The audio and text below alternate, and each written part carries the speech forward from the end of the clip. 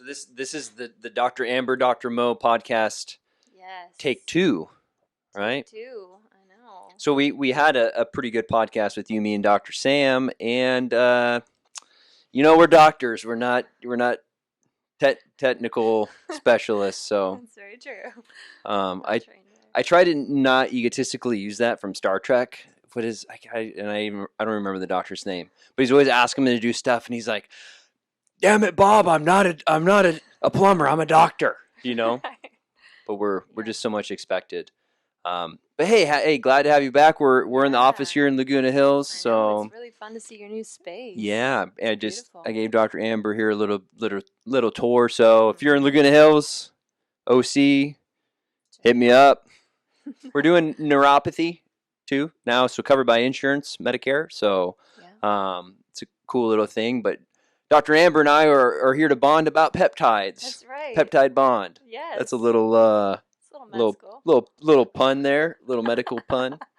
But yeah, we had a real good a good talk last time. That unfortunately, like I said, kind of the recording got messed up. And we just talked a lot about our experiences with the patients and peptides, and that world is just kind of ever evolving. And we get some very, what do you want to say about our patients? Progressive patients that want to try out all this new stuff. That's right. Yeah, novel therapies, I would say. Yeah, I get people reaching out to me all the time. Where are you at? Let people know where you're at. They want to end up working with you guys. So I'm in LA. I'm a naturopathic doctor in LA, and I work with a lot of women. So I do a lot of women's hormone testing, and then I specialize in peptide therapy for women. Peptide therapy for women. So, there's a lot of them that are very specific for hormones. Yeah. Yeah. Anything in particular? What's your favorite one? Do you have a favorite one? Yeah, I do.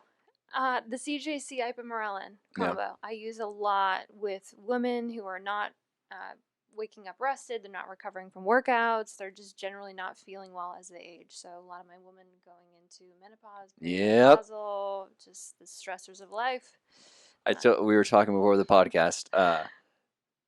Obviously, I love women. Love my mom. I got sisters, and I don't see women patients. Just we all bond with different ways. And early on, I was like, you know what? I have bro time with the guys. That's where I do the TRT. So, women, this is your go-to over here. All right. Come see me if you're a woman. Yeah. So and it's one of the more interesting thing is kind of navigating the world of getting peptides safely.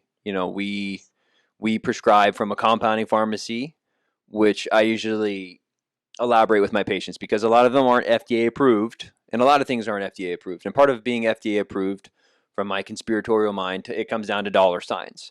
Yeah. And one of the things I kind of say is like, okay, if all these compounding pharmacies are making something and is legitimately dangerous, a lot of these people would be, getting hurt. And I think a lot of that fear, there was the Women's Health Initiative where they used horse estrogen, and a lot of women got breast cancer, that is pretty well documented. Yes. Do you know much about that? That's all just I kind of know. Premarin, yeah. It's just a golden rule in medicine, women's health, that you never give unopposed estrogen. That's when the risk Unopposed. Unopposed. What is that? Just like so you have to give progesterone. Okay. With it. All right. Otherwise. No. Yeah. When was I had a patient come in on Premarin, and I remember learning. I'm like, I think this causes breast cancer, but I'm like, I don't see women, so I'm like, I refer you out because I don't really know how this works. But I've been to enough hormone conferences where I've done enough TRT that in the room the women conversations usually come up. And to my understanding, this Women's Health Initiative really threw hormone replacement, peptide, a lot of the progressive stuff under the bus. It did, yeah, absolutely. I think that there's a resurgence in using bioidentical hormones, and women are seeing better quality of life. And the other piece is that a lot of women will have, sadly enough, a hysterectomy at a young age. Oh, yeah. That's very common as well. So, yeah. But why is that a problem? Just cut it out. If it's causing problems, just cut it out, right? That is... Thyroid's causing problems, cut it out. Your brain's causing problems, cut it out. Your, appendix, just cut it off. Surgery. Yeah. And, being a naturopathic doctor, we have the therapeutic order. Yeah. So we use things that help our body to do better at, what it knows how to do. And that's where peptides really fit in. So peptides a lot of the peptides that we administer are peptides our body already makes. Mm-hmm. And so it's not a foreign substance. It's not like injecting exogenous growth hormone or testosterone. Mm. It really is helping the body to remember. Maybe it forgot how to produce that hormone. Mm. And so, yeah, it fits into natural medicine really well. Yeah, a lot of other there are protocols, and there's a time and place for westernized medicine. Obviously, I'm not trying to demonize anyone out there. I think that one of the problems is when all you have is a hammer, everything looks like a nail. Yep. And unfortunately, when you in the spot of when you have hormonal imbalances or endometriosis, right? It's kind of why they end up doing the hysterectomies. They're like, okay, this thing's causing problems, let's just slice it out, right? And then they don't really kind of talk about, what it's going to do to your hormones. Yeah. So I actually, other story, I just had some kidney stones and I had what's called lithotripsy to kind of blast them out and so I can pee them out.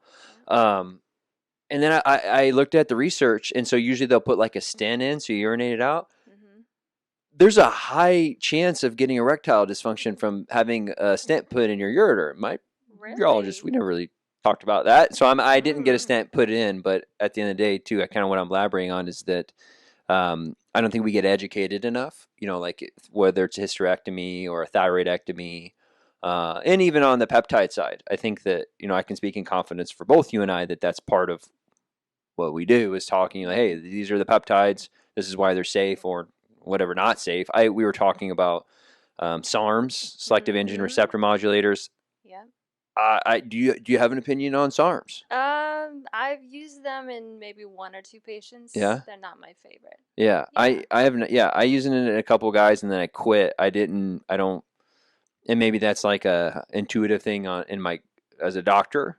I'm just following kind of my gut feeling, but I have not seen good things. I think it messes with the receptors, and I was like, I do a lot of TRT, so we'll just stick with kind of the gold standard for now. So yeah, we were really talking about how we can help a lot of our athletes, people in the performance world, getting up on stages. How can we help them to do that safely? Yeah, and in a way that doesn't damage or really shut off their hormones in the future. Yeah. So yeah, I think there's a huge space for that, and you and I both have clients that reach out to us very specifically for that, looking for either SARMs or peptides or hormones to up-level their performance. But then the conversation that we get to have with them is what's the benefit and what's the risk, right? Yeah, and then getting it from a legitimate source. Yes. Making sure. I just like if you're gonna inject something, oral. I guess you can be a little more progressive. You have a stomach lining. Only certain things will get through there. Maybe you'll have bad diarrhea if you get a bad case of something. But when you start injecting stuff, and that's why you can do some things in telemedicine. But I'm like, if we're going to be injecting things I think it might even be legal that you need to see someone in office before you start doing that. So I don't have you heard any bad experiences? Okay, good with peptides? Yeah, as far as black market stuff. Yes, I have. Yeah. That's a great question. Yeah. So I had a patient who had come to see me after they had bought some of the black market stuff, and they actually started tasting metal when they would inject themselves. Yeah. And so maybe some heavy metal contamination. Who knows? I don't know what was in it. But yeah, that's probably the worst. I mean, you could go septic. You could really, especially if you try and inject a joint. People think that when you get BPC that you're going to do an in-home joint injection, which is never a good idea. Yeah. So, have you had any stories? I just had a guy 3 weeks ago who was getting TRT from a spot he didn't know where he was getting it from. He was getting it from a guy who didn't know where he was getting it from, and you got cellulitis. Ooh. So yeah, you get an infection in the skin.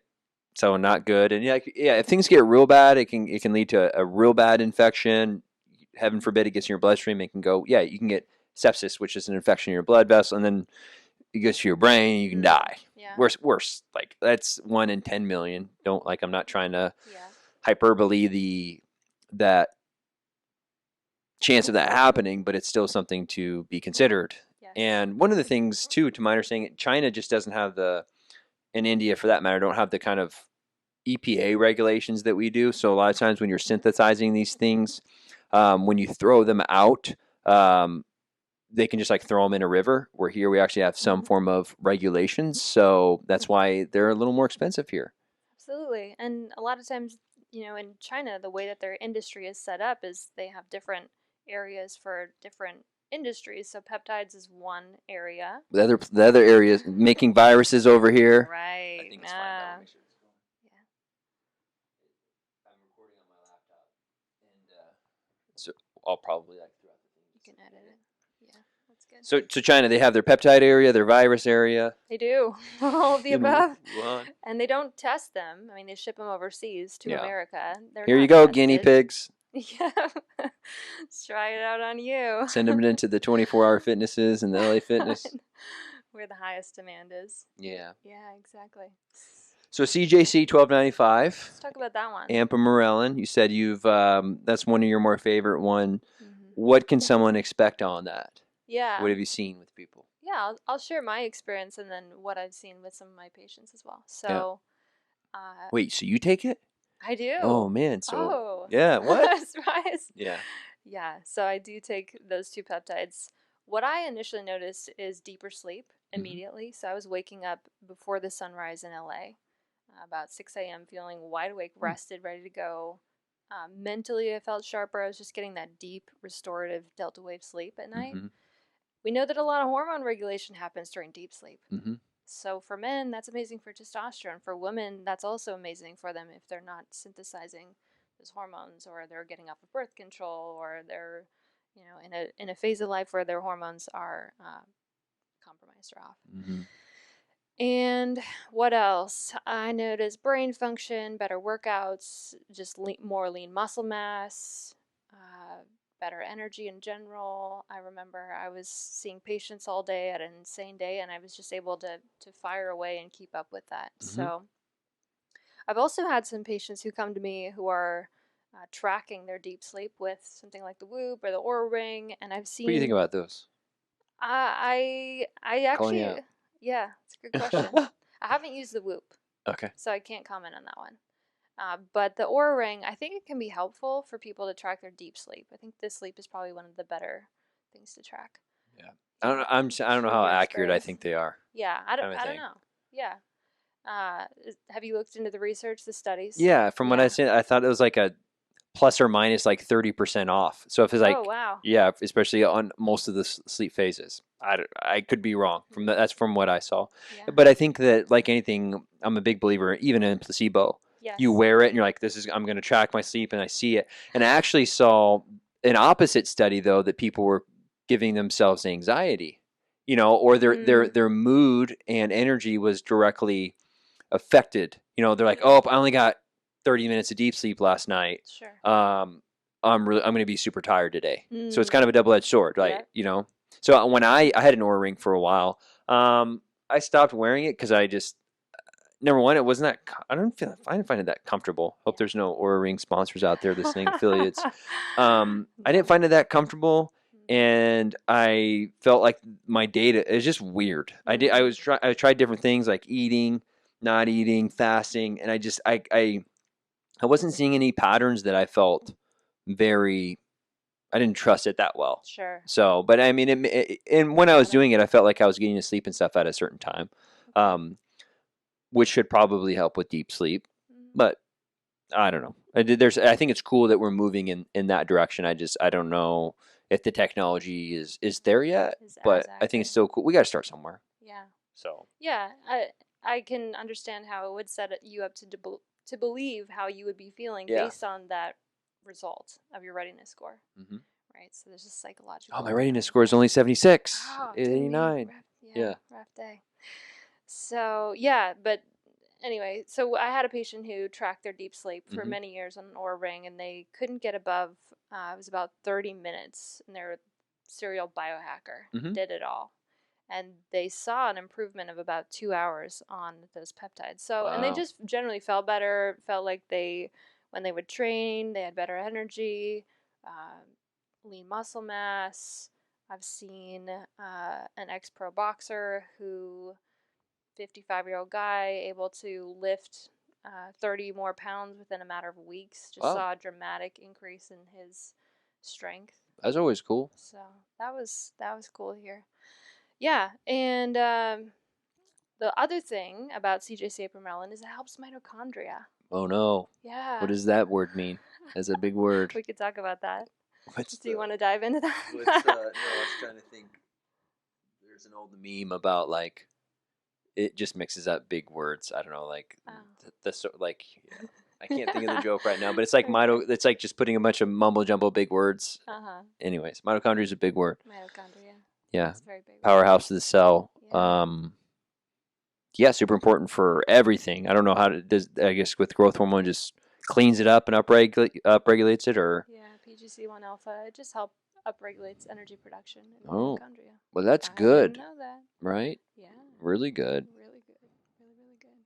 So I want to hear more about your experience. Have you taken the peptide? And, Yeah. And what have you noticed? I got the flushing. Yes, did you flush? I did. Yeah. So sometimes you'll get. It's the CJC component will flush. Mm-hmm. And just for basic knowledge, right? You have a combination. One's a releasing hormone, and one is a releasing peptide. Yep. There's 2 receptors in the brain, and then this way we tag team it.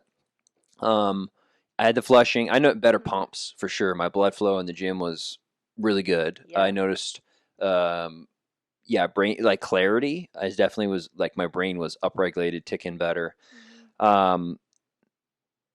I'm already pretty lean. A lot of my patients, I would say, usually by like the 3 to 4 month mark, will be like, "Yeah, my pants are fitting different." Usually like 5 to 10 pounds, and I don't even like with testosterone. That's kind of the same conversation, and it's why I'm such a big proponent of both of those. Is that with very minimal effort, you can get results, and that's very rare in medicine in general, right? So it's like with TRT, I see guys. And I don't really want to condone. I don't want to encourage it. It's like you don't have to do anything, and you're going to lose weight, right? Like that's not. And I've seen guys because they get the ball rolling in the right direction. They're losing weight. They're more excited. They're happy. You know, their moods changed. They're more able to make other lifestyle changes. Sure. And exactly what you're saying. Like you get better sleep. Overall, your life's going to be better. We do not get enough sleep. We're just.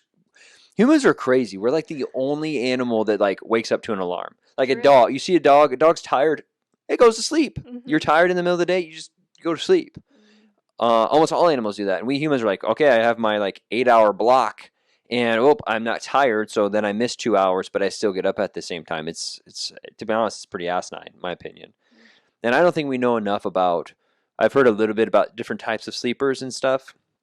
I don't think we know nearly enough about that as we should. I think some people can operate. I think they show that in studies. Some people, like 10 or 20% of people, can operate on less sleep. But me personally, I feel like I would operate way better if I did like a 6 hour at night and then like a 1 to 2 hour nap in the day. I think I would just function better. But it's like dang near impossible if you want to work and be in society at all. So hopefully we can shift society into having like afternoon naps. Gotta move to Italy, Michael. Italy, okay. I said grazie. Grazie. Grazie. What does he say in Inglourious Bastards?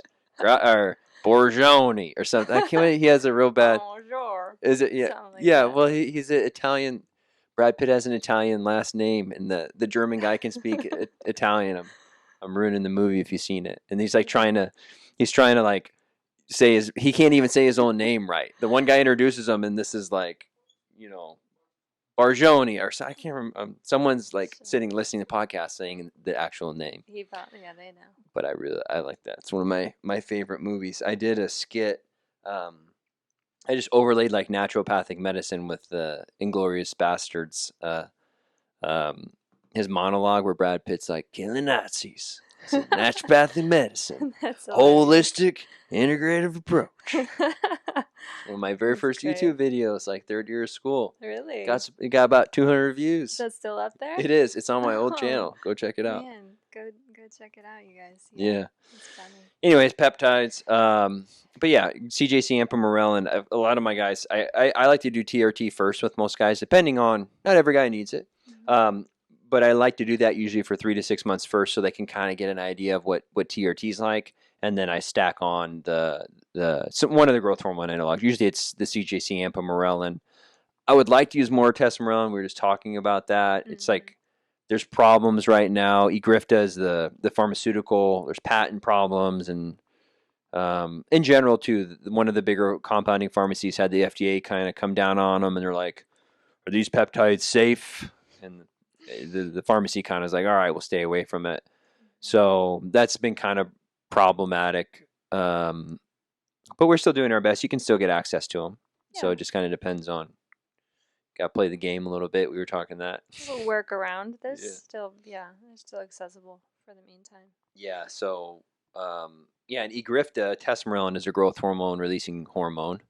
And sometimes I get confused. Peptide hormone. I got to ghrelin is hormone. Yeah. Growth hormone releasing peptide. So testosterone. Ipamorelin. Yes, you're right. And then you have Ipamorelin, which is MK-677. All in that family. Yeah. That one makes you hungry. Yes, right? I've done that one. Oh, what was that like? Yeah. Do share. Yeah. It actually messes with my energy a little bit. Yeah. It makes me super tired. Okay. It does make you hungry. Yeah. But I felt a lot of the things that I said with CJ Ipamorelin, I felt better pumps, more energy, mental clarity. I only used it for a little bit, and I've had a handful of guys that like it. So, I think Seed said something about like, I don't know, side effects, like something with the brain, maybe like long term. So I don't know. I've stayed away from that one too. But I think we talked. That's my most popular YouTube videos on that. Like people want to know about that one for sure. Yeah. So it's real weird, but, yeah. So I like the growth hormone ones. That one, and then I think it's pretty easy to slide in and talk about BPC-157. Let's talk about that. Yeah. Yeah. So where do we use BPC-157? So I actually have a YouTube video on BPC-157. Go check it out. Hey, go over to Dr. Amber's channel. So first off, if you're listening, smash that like button and subscribe here and over there and go check out her video. And all of these people commented on their experiences with BPC. Nice. Asking questions, sharing how it helped this obscure gut condition or what have you. So and that's just people from all over the world that have had experiences with that. So typically we use BPC for gut health. It can be used for repair as well. It's like one of those repair recovery peptides. And we have different forms. So we have an injectable form. Oh. Yeah. So BPC is one of those intestinal repair peptides. And I actually have a cool story about this because I have a patient who has 3 autoimmune conditions. Ugh. Yeah. Ankylosing spondylitis, uveitis, and then history of leukemia, as well as IBD. Ooh. Okay, so that's a long list. Yeah. And the medication of choice is a biologic drug for the rest of your life. So. And suppress the immune system, right? So which has its own complications when we talk about COVID. Who are the people who were most at risk? Are people who are on Humira? It's a drug that lowers your immune system. Yeah. Autoimmune conditions basically what ends up happening is your body attacks itself. And westernized allopathic approach is like, well, we'll just turn the immune system down, which kind of, it treats the symptoms. But what happens when you get exposed to something else? Yes. Like a virus. Exactly. And you're susceptible. Yeah. Yeah. And not to mention the fatigue. Yeah. It's going to do it. Yeah. Well, people don't. In general, we just look at medicine at such a like, okay, you do one thing, it does one thing. You think like T cells. Okay, that's just going to be your immune system.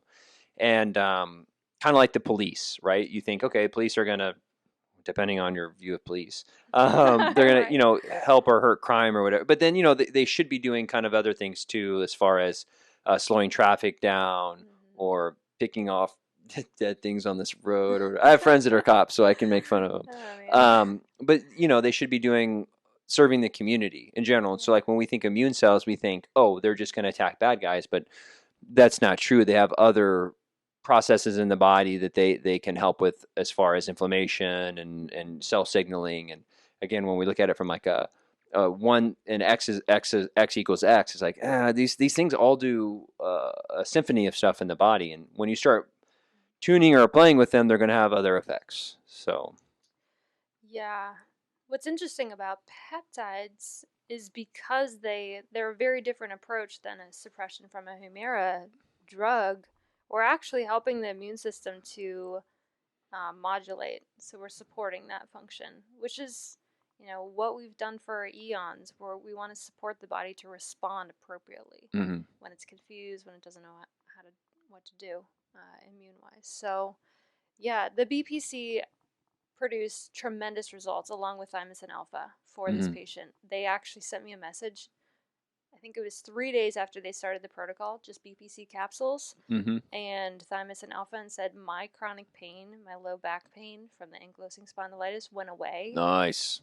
It's like a 1 out of 10. And that, like, those are chronic conditions, right? Like, those aren't like you get ankylosing spondylitis, you get UVI, like that stuff's like not fun. Like that's a change in your lifestyle because of the pain and the impact that it just has on you. So it's like, wow, why aren't we using this more? And Thymosin Alpha, what's its drug name? Is it Zandax or it's an FDA approved drug too. Yes, it is. It's used a lot in other countries. Zaxidin, something like that. Okay. Which makes sense too when you just talked about BPC, body protecting compound, amino acid sequence naturally found in the gut. If where's our immune system? In the gut, right? So if we have these autoimmune conditions, I personally don't think we understand autoimmune conditions in the least, except from the point that you're saying is like, oh, all this stuff that's going on in the gut now. So how do we heal the gut? And we see that as naturopathic doctors a lot. I don't treat a whole lot of autoimmune disease, but a lot of my colleagues, their feedback is, oh, we heal the gut and the autoimmune conditions at least lessen. Absolutely, yeah. That's the seed of where it happens. You think about leaky gut, intestinal permeability, you start to get immune reactions at that gut layer.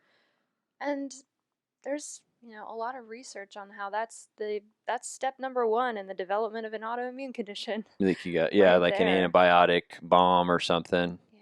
Yeah, one of my first times in clinic at naturopathic medical school, I read wheat, grain brain and wheat belly, so I don't like grains. I'm very much, I won't say I'm too dogmatic, but I pretty much stay away from most grains. I'm pretty much gluten free. Like, I bet I have gluten a couple handful times a year, and if you do that, I just think it's harder to, put on weight, and I don't see any benefit from eating grains really.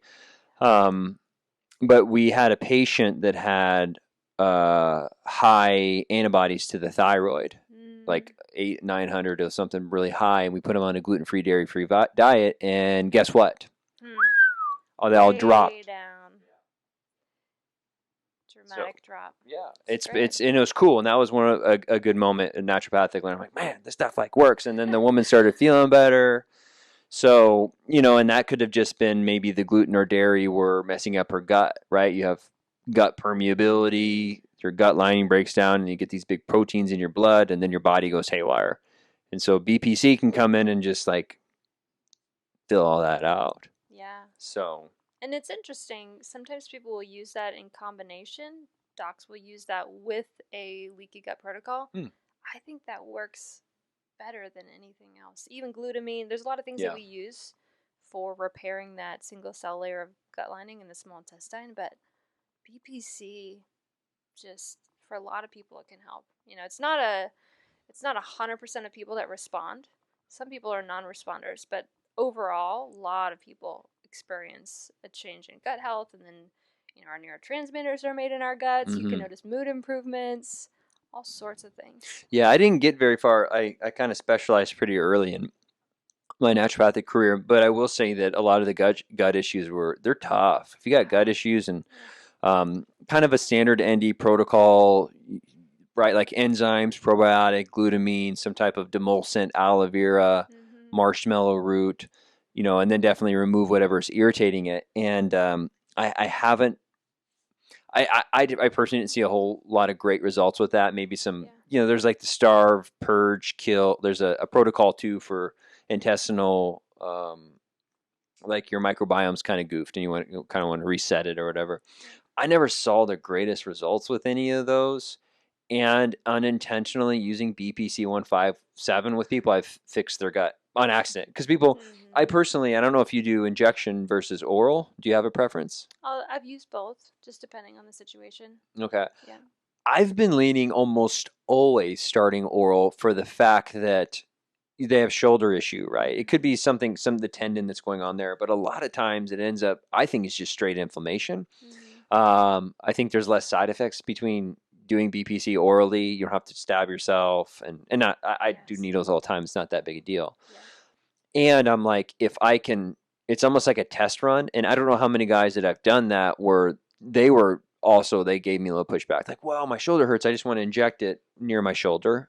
And I don't know if you do you do localized or you just do it subcutaneous? I do sub-Q. Yeah. So just like if my shoulder hurts, you'll just do it in the stomach? Yeah. Unless they come into office, you could do an intra-articular joint injection, but we never have people do that at home. Yeah. Yeah. I think it's easier. I've usually just done sub-Q over the stomach. Some people argue it's better, localized. Okay. We talked about that with neuropathy. It makes sense. Like it's there, it's close.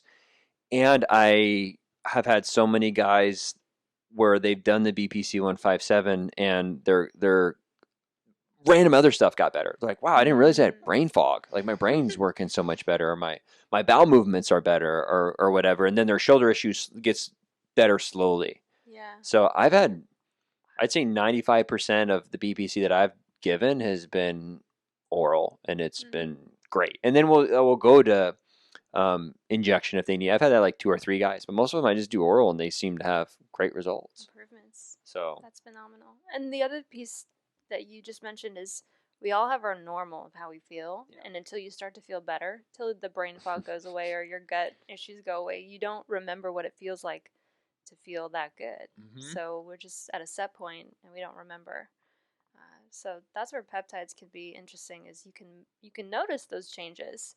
And it always shocks patients when I tell them the amount that you're going to inject is less than the size of your pinky, and it's such a tiny amount, but it does produce, effects systemically in the body. So you can notice dramatic changes from that amount of an injection, which is not a lot.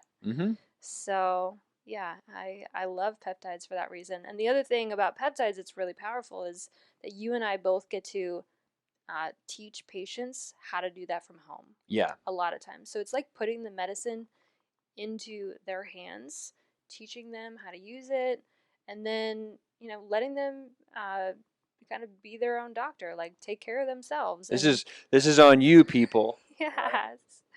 Exactly. We're just the guides. And I try and have that conversation with everyone. I'm like, it's funny, the old paradigm of being a doctor is like, I know what's right for you. It's almost like a car mechanic. Yeah, you need oil change. You need a new set of tires. It's going to be about $700. It's like, I just want an oil change, sir. Anyways. Yeah, that's so true. Right? You go in there thinking, I'm just going to I got to, oil change. And it's like, it's going to be about $4,000. You're like, wait, what? What is this? You haven't had your 10,000, 11, and 12,000 mile inspections. But yeah, I just had that conversation that you need to be involved in your own health. And I think most people want to be. I'm like, I'm here to help you. And any decision that we make is like on both ends. It's just not, there'll be certain things that I probably wouldn't do, right, if you want to push me in a certain way. But I'm like, hey, option A is what I think you should do. Like when hey, let's just start on TRT. You want to do peptides, we can do CJHC, Ipamorelin later, or, whatever. Maybe they're having some problems in the bedroom and we do some tadalafil or whatever. And same thing with, musculoskeletal stuff. BPC-157, maybe we'll do some Prolo, maybe do some PRP, but it's, and some people want to throw the kitchen sink at it. And I used to be that way, but I like trying to figure out what's doing what, right? When you throw 7, like so many people, we were talking about this before the podcast, they come and you put them on 10 different things. It's like, I have that with supplements. I'm like, okay, these people come in, they're like on 15 supplements, and I'm like, do you know if any of these work? And they're like, not really.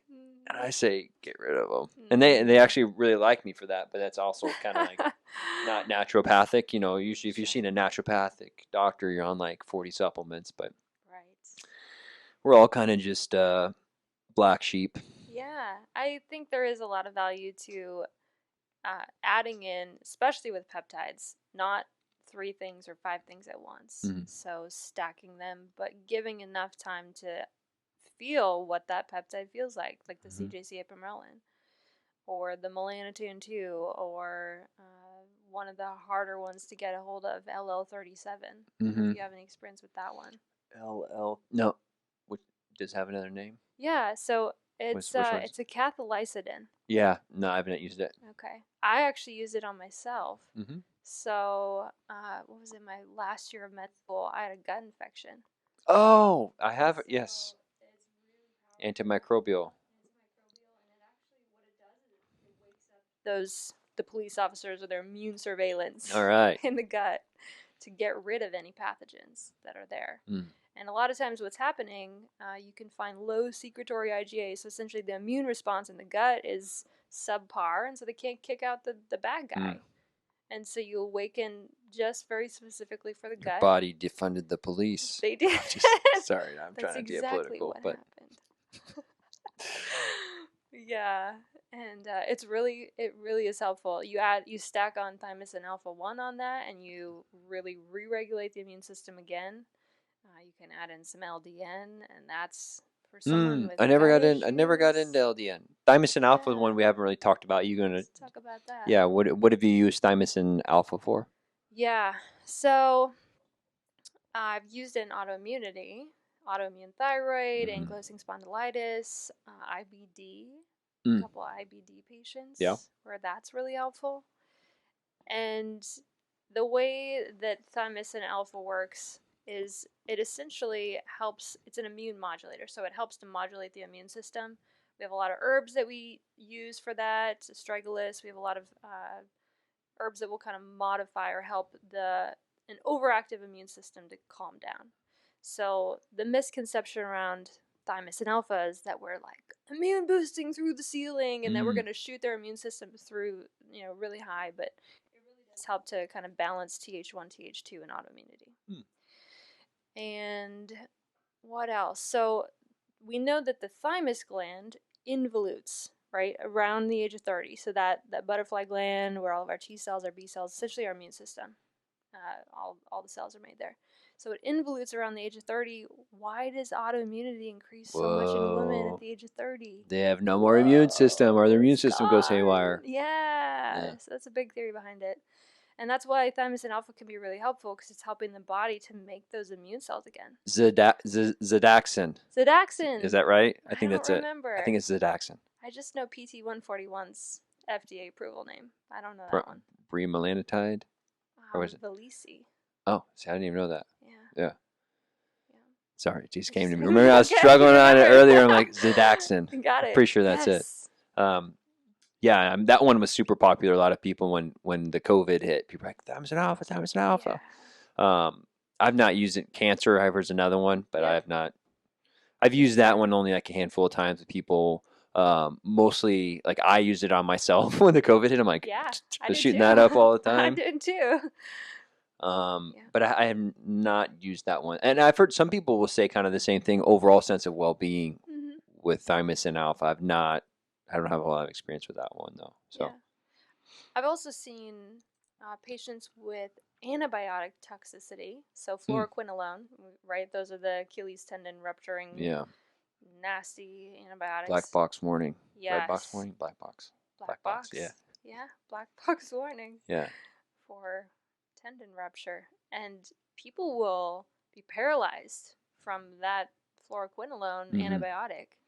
It happens. And so I've seen one of my friends is in a clinic and they're doing Thymosin Alpha IV and getting people out of wheelchairs walking again in a matter of weeks. Permanently? Or just really? Oh, okay.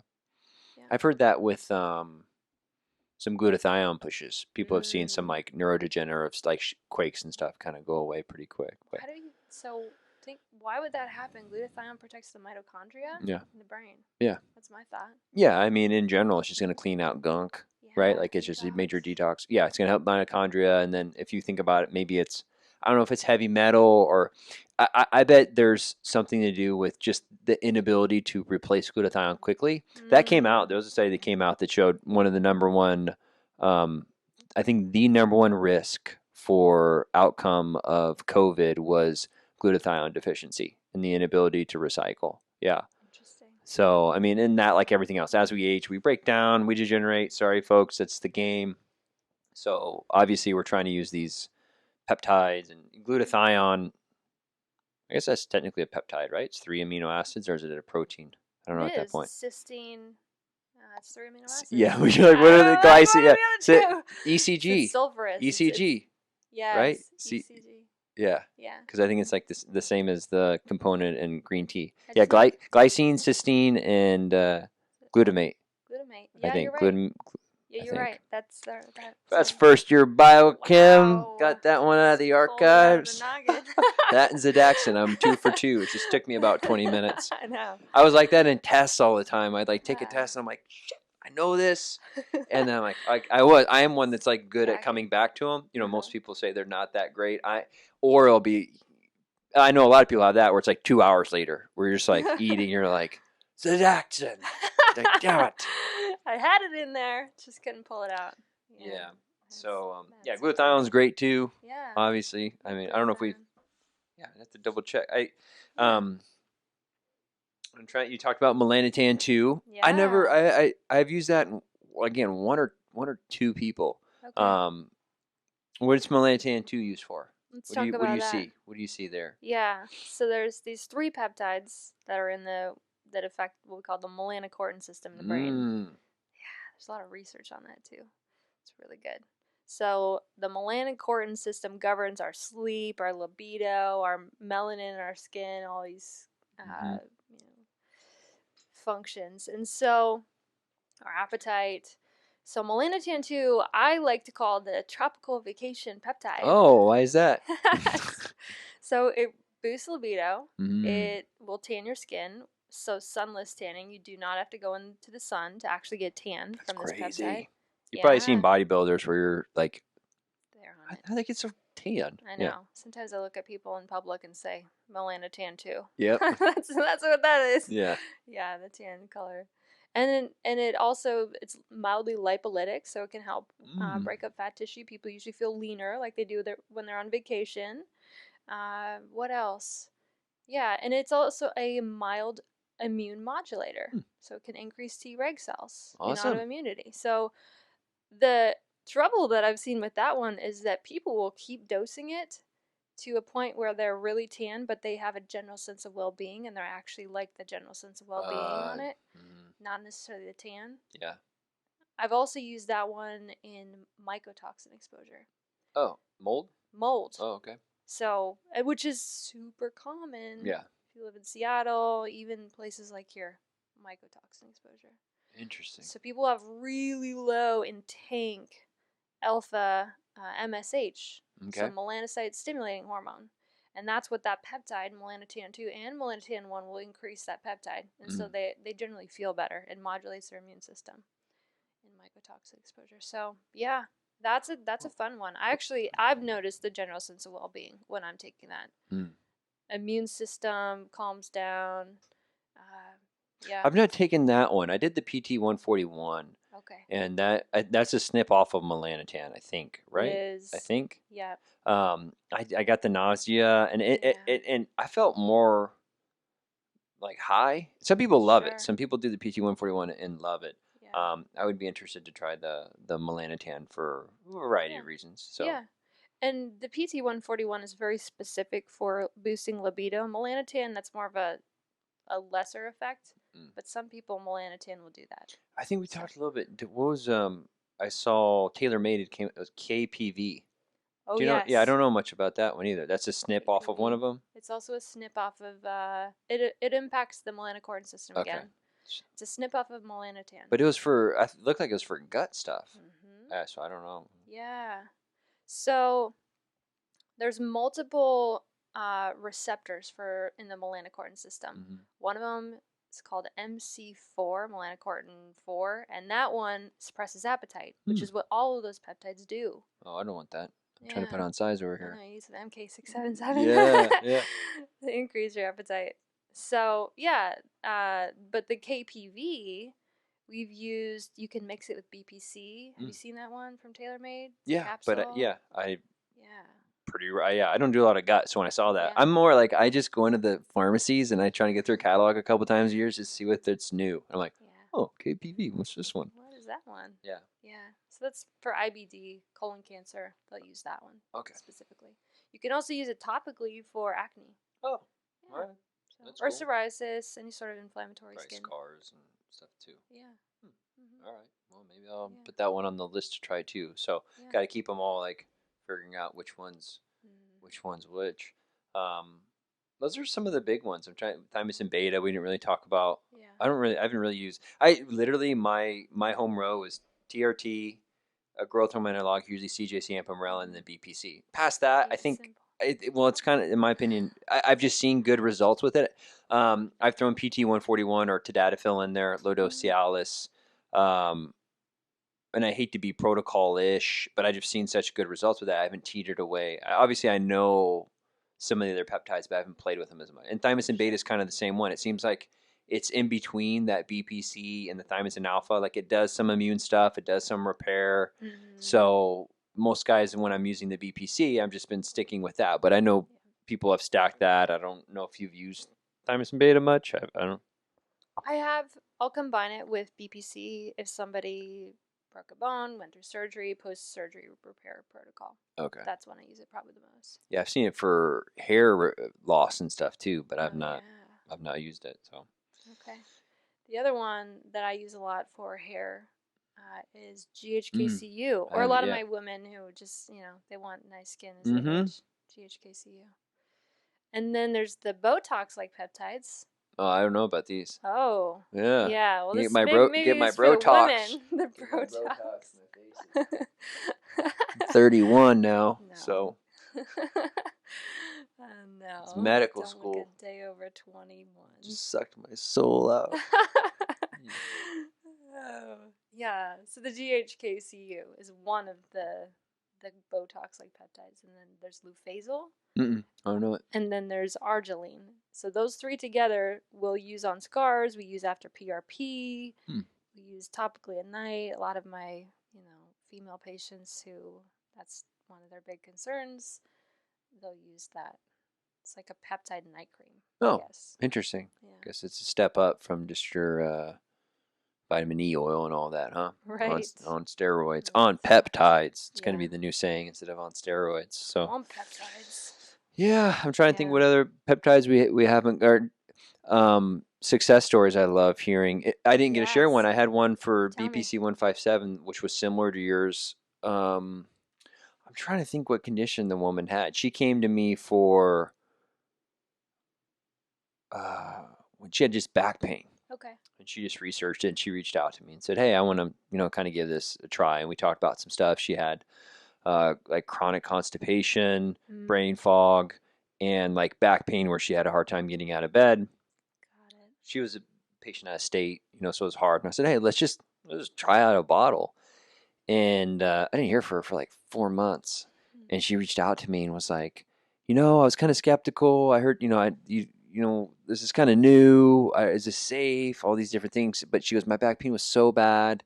And she's 70 something. So she's like, I didn't want to try anything out. I didn't want to do surgery and all. She's like, I tried it. And my back pain's like 30% of what it was. And she's like, my brain fog is gone and my constipation's gone for the first time in years. And yeah, she's like, thank you so much. I'm like, cool. Like there's times, I love to hear stuff like that. And, it's like, I just kind of pointed you in the right direction. It wasn't like I did anything, but it also feels good. And we were actually talking about that when it kind of gets like misdirected where people are like, thank you. I'm like, you did it. You took the pill. You reached out to me. I just was like, I gave you a push out the door. So. Yeah. The one thing that we can do is present them ideas or what we know about how the peptides work. So it's more of a confirmation for them. Or maybe a lot of a lot of people don't even know about peptides. So Yeah. we make them aware that this is a novel treatment and it has helped a lot of people. And yeah, I love hearing the stories. Yeah, The those are, stories well, warm your heart. yeah, and stuff like, and that one's like an actual, I don't see a whole lot of, I would say quote unquote pathology. It's usually like your weekend warrior coming to me for more energy and their shoulders hurt. So Yeah. very, very few times am I seeing, I guess I'd say more like on like, hey, I have autoimmune disease or whatever. So, Sure. and I kind of get met in the middle every once in a while, like patients like her. So I'm like, all right, let's just try it. And then it's like, it worked. It was just cool, just because I think most people know, and I talk about this too, with just like TRT or any peptides, and they're like, yeah, I think I might be a little bit better. I'm like, great, right? I'm saying in general, like there's so many times you go to a doctor and things get worse or things do nothing. So if you're like, hey, I'm doing the CJC Ipamorelin and I think my brain's working better and I have a little bit more energy at the gym, but they're just kind of like, I don't know if it's doing that. I'm like, that's better. Like at least you think it. Like even if it's just a placebo, it's like you're moving forward in a direction in your life. And unfortunately, with medicine, we have a tendency to degenerate. So if we can slow that down, half of it's just slowing it down. Absolutely. Yeah, that really is the process of aging, right? Yeah. We're breaking down catabolic our tissue, and if we can find ways to help repair faster than the breakdown happens, then we start looking younger and feeling better, and energy improves. And that's the game, peeps. Yeah, that's the whole. Dr. Amber's going to stop you from for the inflammaging. Have you heard that? Inflammaging, yeah, I have. Yeah. Yeah, that's the latest. Yeah. So inflamed, aging, when you are inflamed, you age quicker. I mean, really at the end of the day. So it's like, you gotta, and that comes back to the stuff that you can do as just diet and exercise and making sure you're getting your sleep, right? Like that's 90% of it, folks. Peptides help. Yes. But you got to do the basics. It's true. Got to do the basics. There are some people who do not sleep well at all, and they do notice deeper or improvements in sleep, which is the game changer in itself. Right. But yeah, the repair capacity is so important, and sleep is where we do all the magic. It's where our mitochondria got mitophagy and then mitochondrial biogenesis, so making new mitochondria, and that's how we make our energy. So that's our brain function, our muscle power during the day. If our mitochondria aren't working well, so we'll be in the tank. Get to sleep, folks. Yeah. Have you? There was one guy I had that insomnia, and I threw every peptide out. It just nothing. Yeah, we did deep sleep. So I started him on I think I did MK-677. Okay, first I did the magnesium and melatonin, and then basics. Well, we do MK-677, and then I moved him to Ipamorelin CJC, and then we did deep sleep inducing peptide, and then we did one other one, and then it was like. It was a tough one. It was a tough one. We don't. They're not always W's, folks. Doing the best we can over here, but he is one of the guys. Yeah, he's maybe slept 4 hours his whole life, kind of thing. Oh. Yeah, I'm like, how are you? Gotta age you fast. Yeah, he was like late 50s and still like doing jujitsu and realtor, 3 kids. I'm like, you're just a specimen. Fueled by something. Yeah, who knows? Than sleep. Yeah. Wow. I have a patient who. Very similar story where she could not sleep. She had a history of hypersomnia, so sleeping too much years ago, and now she's in a state of insomnia. So very dysregulated, and it was difficult because we tried a lot of things with her. We ran adrenal panels. We were trying to figure out what's going on with her cortisol and melatonin.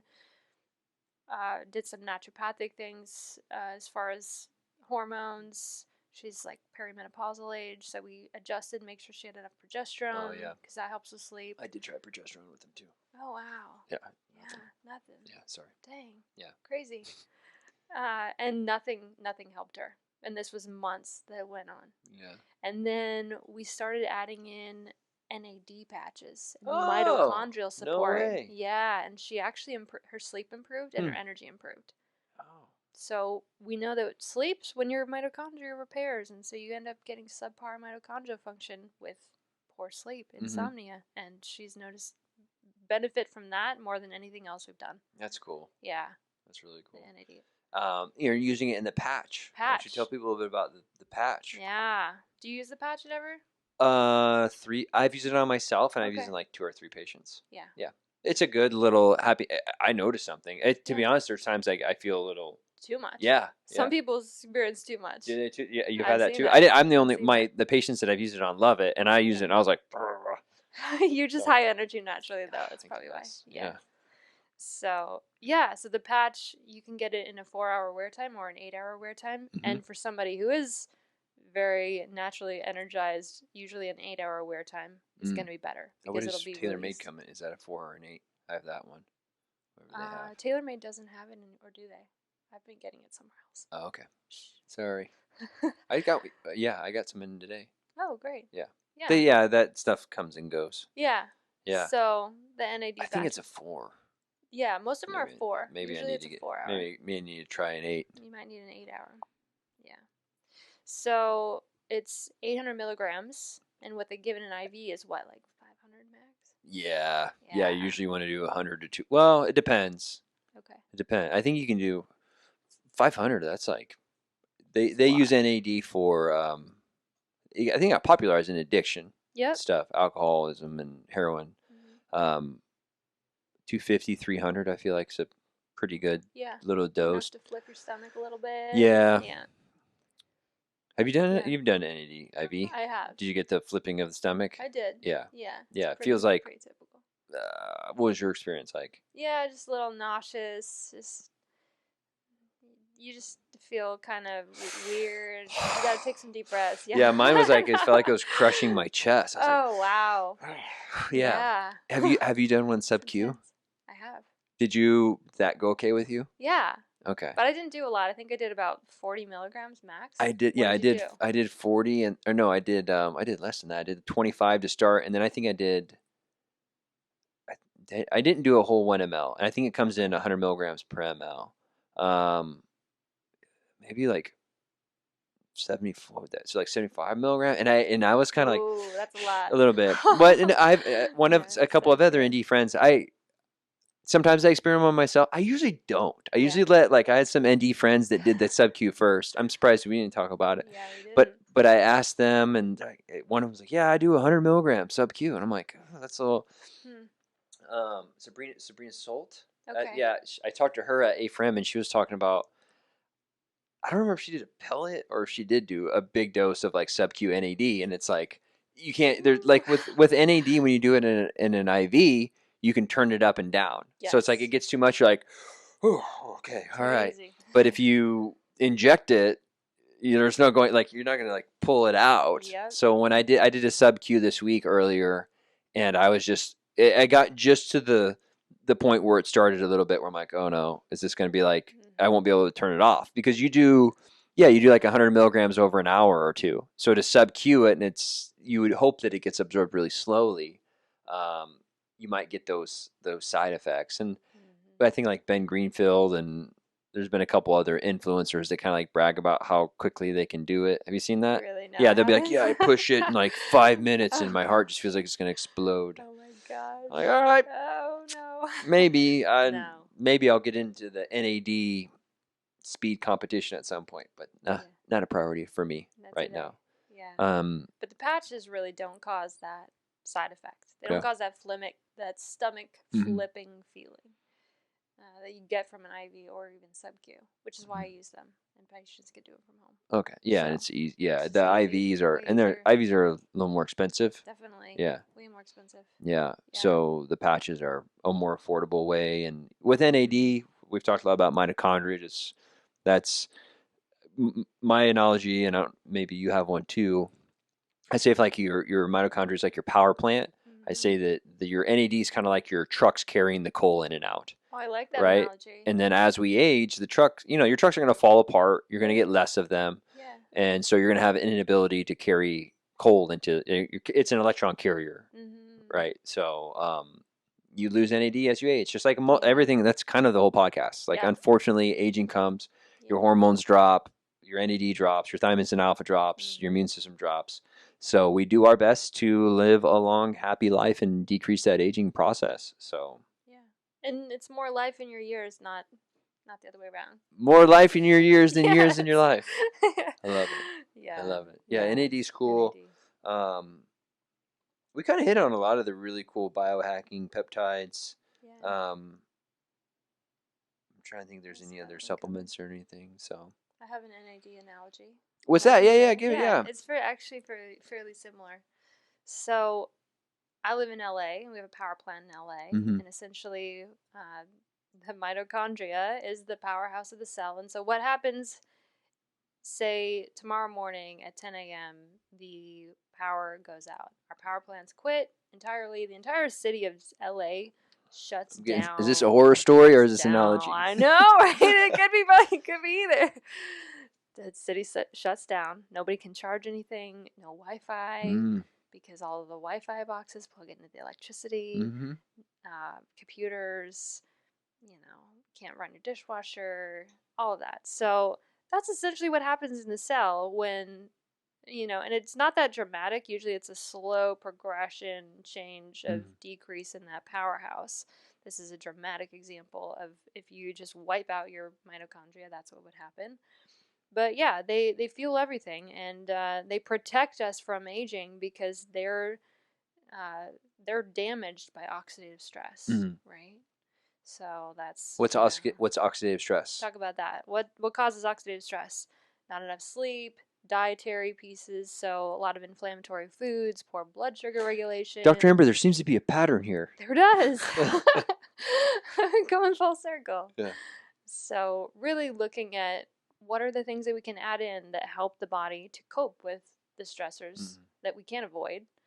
I think that's where what you and I do in medicine is really profound because, we can't escape this reality that we're in. We can't escape 5G. We can't escape the pollution, the smoke that was in the air. We can't get away from that. But the future of medicine is utilizing some of these tools that we have to help our body to cope and help our cells to still be efficient within this construct that is constantly challenging them. Yeah. We're not I thought about it going Amish, when we talk about people, quality of life, when they look at mental health scores, those people do very well. 5G, I'm in on that one. I don't really trust it. For sure. And it's like one of those things like blue light. We found out that blue light affects your circadian rhythm and your ability to produce melatonin. Yeah. You probably blue light blockers, screens, and all that. But yeah, we can't. That's one of the hardest conversations to have with my patients, trying to let them know, I'm like, we live in a sick world, and I don't mean it like in a pessimistic way, but I'm just like, we just live in an environment that is not at all conducive to our health. Yeah. Talking about how animals they sleep when they want. They don't sit in traffic all day. And just little things like when you're sitting on a freeway and you're on a turn lane and these people are flying by at like 60 mile an hour, you don't realize that is like a shock to your system. True. And like the blue light, and then you don't realize how getting into it with traffic with someone and you flip them the bird and then they run off and then you're actually kind of heart's beat and then you see them at this next stoplight. I got over road rage really quick in California. Did you? I was very and I used to be pretty, I'd say, aggressive, but it's not worth it. Like road rage is bad, and I've had people they'll yell. I have had people flip me the bird, and then like I pull up to them at the stoplight, and then they're just like not willing to look at you. Have you never had that? No. Oh yeah, I've had that. Maybe I'm just a bad driver. I don't know. I've had that probably since I moved out here. I bet I've had that like 3 times where someone will like do this or whatever, and then maybe later they're mad because you have a Tesla. Yeah, that could be. I joined the cult. I did. I had this one. Yeah, we're like in this turn lane, and this guy like he was trying to get.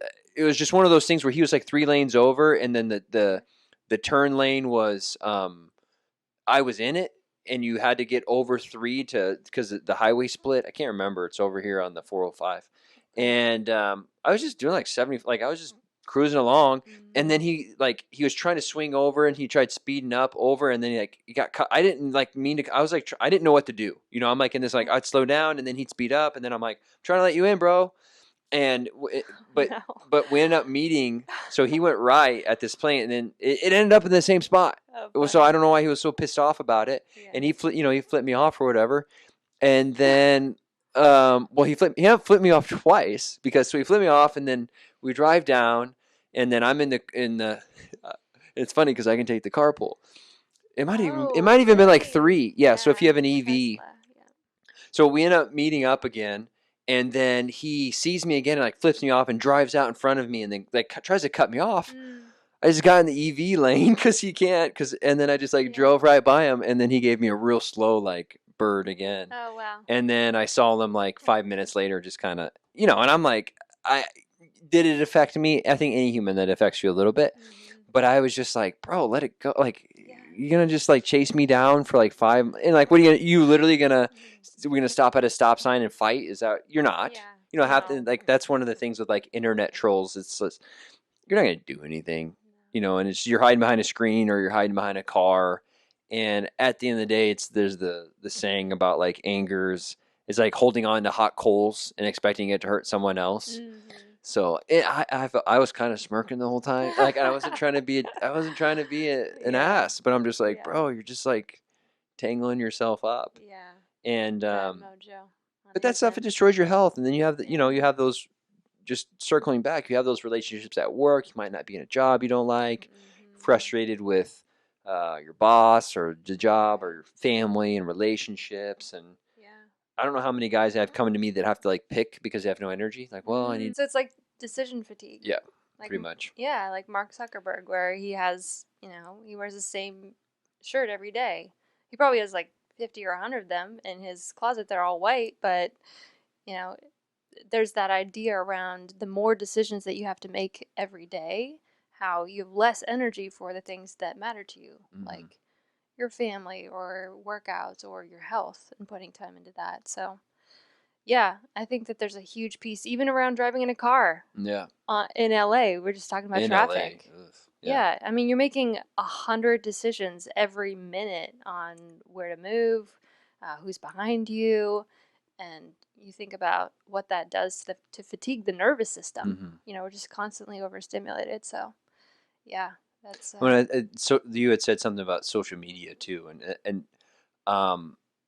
the idea that if a picture is 1,000 words, and when you're scrolling, like you're taking in, like, social media is so much information, because it's not only like, and TV does that, but it's not only like driving a car where at least you're kind of in the same spot, you're acting the same way, but it kind of dawned on me previously how much brain juice that's probably draining, that it's like you see a picture, I'll see a picture of you doing something, and I see a picture of Dr. Sam doing something, and then Mark Zuckerberg and Bill Gates or whoever, and it's like your brain is going there like uploading a whole like story.